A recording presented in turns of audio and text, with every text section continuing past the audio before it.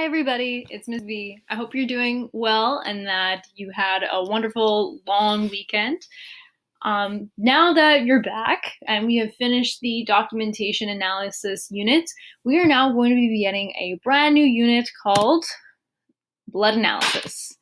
So for some of you, some parts of this unit will be vaguely familiar, especially if you took grade 11-12 biology last semester or last year. There are some things that we'll be learning like blood typing and blood components that are also taught in that course, so that may help you out. If not, I'll be helping you through each step of the way, and this may also give you a leg up next year if you do decide to take grade 11 biology. That being said, there are also new things like blood spatter analysis that we'll be covering, and I'm super excited to get into it and for us to spend the next 2 to 3 weeks working on this unit together. All right, so let's get started. First thing I want to go through with you are a few of the expectations that you can expect to learn or to be able to do by the end of this unit.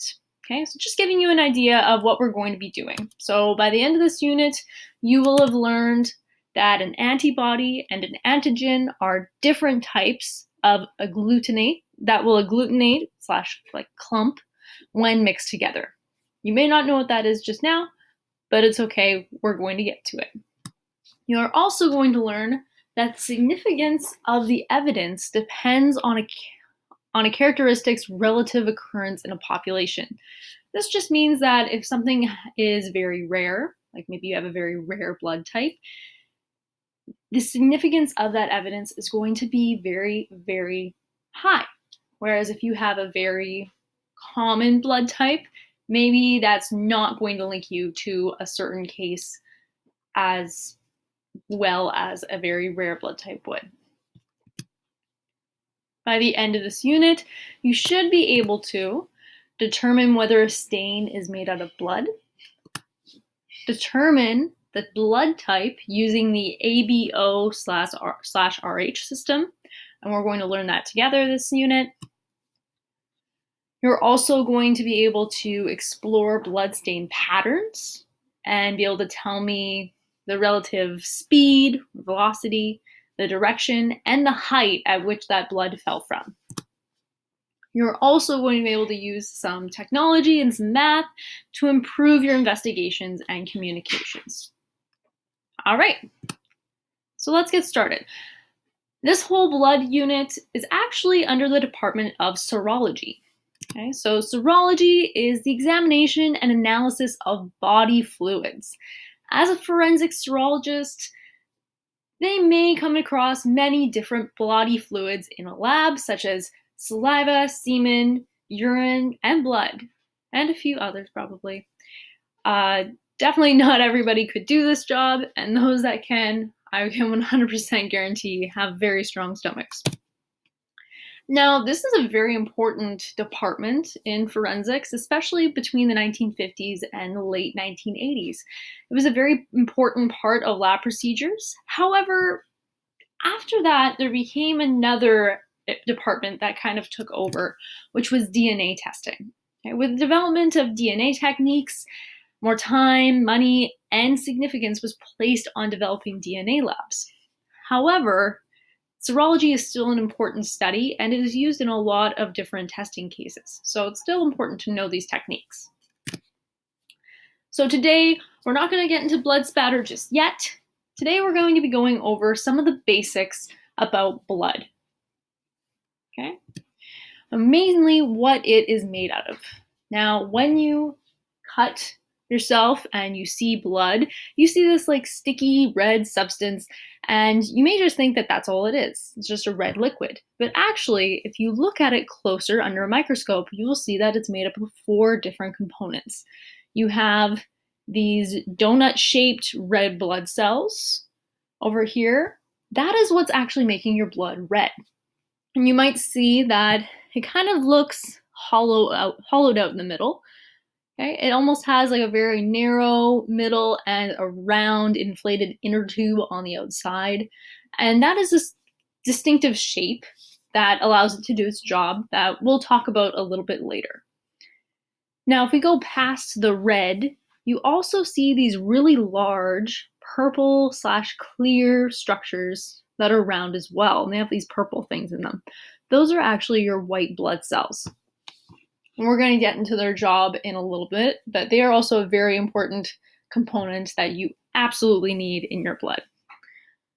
The other one that is a lot smaller are these platelets right here. They almost look like little stars, or I don't know, they have like little sticky tentacles on them.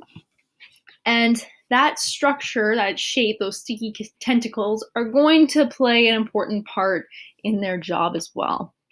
And the very last thing is this yellow translucent liquid that everything is suspended in. That is your plasma. So you may have heard of a few of these components already, maybe a few of them are new, and it's important, especially if we're going to maybe have a quiz on these, it's important that you know what those 4 components are and what their jobs are in the body. Okay, so we're going to go through those right now. Okay, this very first one are your red blood cells.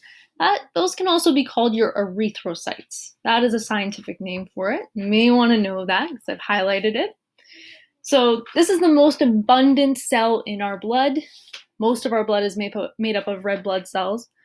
They are produced in your bone marrow, and they contain a protein called hemoglobin, which carries oxygen to our cells. So the main job of red blood cells is to carry oxygen from our lungs to our cells, so that our cells can have oxygen and carry out their daily functions. This is a very, very important part in our body.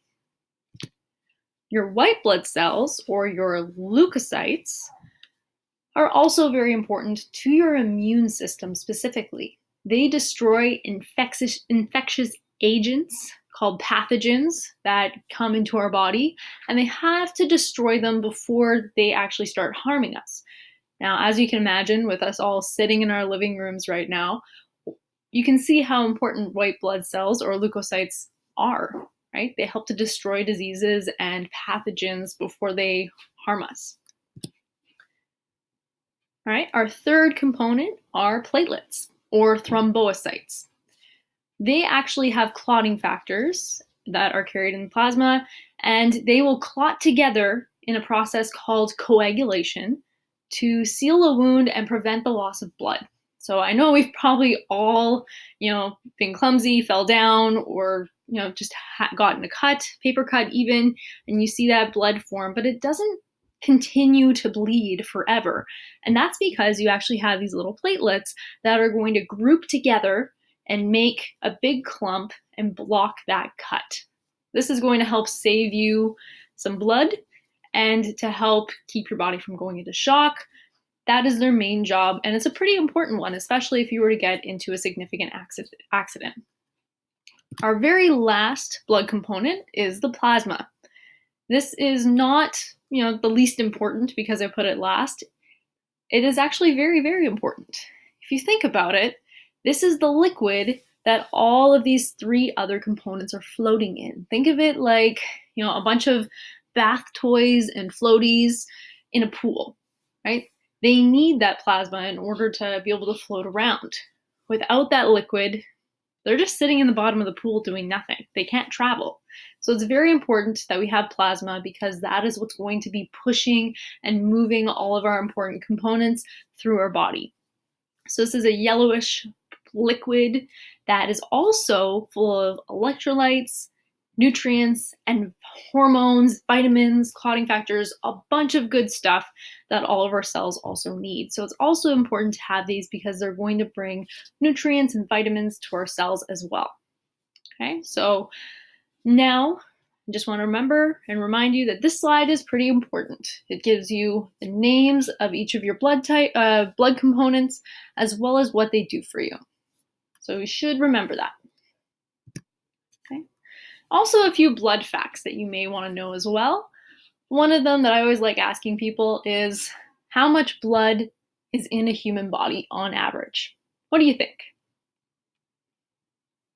Now, I'm going to assume that you have a number in your head and go ahead and tell you that an average adult has actually 5 liters of blood inside their body. Think of that as like a little bit more than a 4-liter, gallon of milk.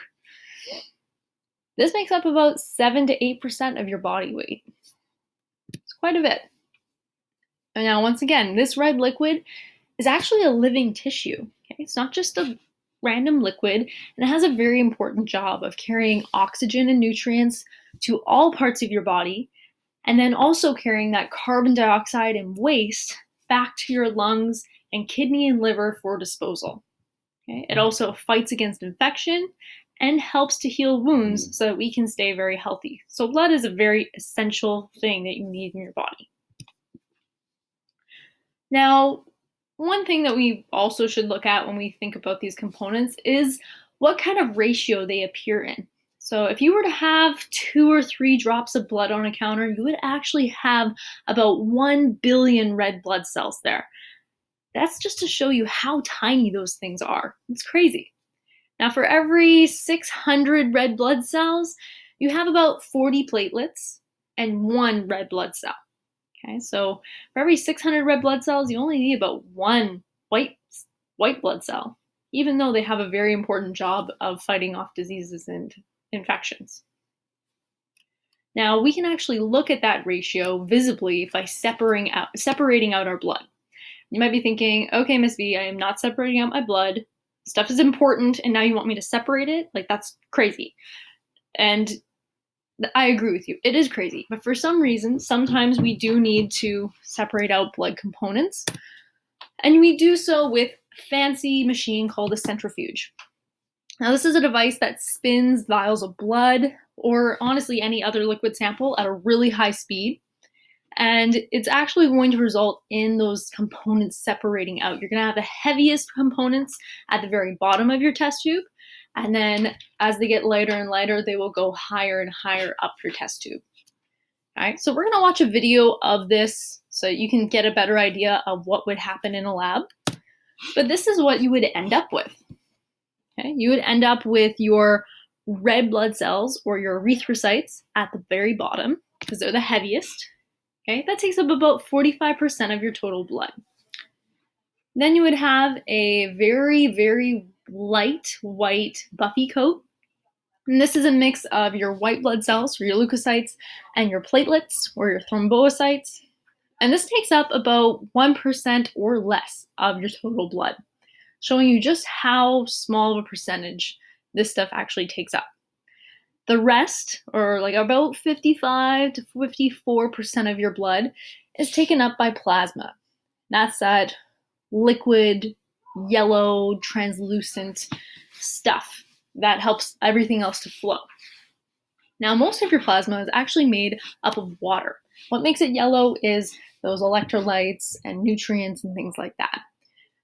Now, an interesting thing to think about is that if you were dehydrated, that percentage of plasma is going to go down, right? If I were severely dehydrated, maybe I only have 30% of my blood as plasma, and the rest of it is going to be mainly red blood cells and buffy coat.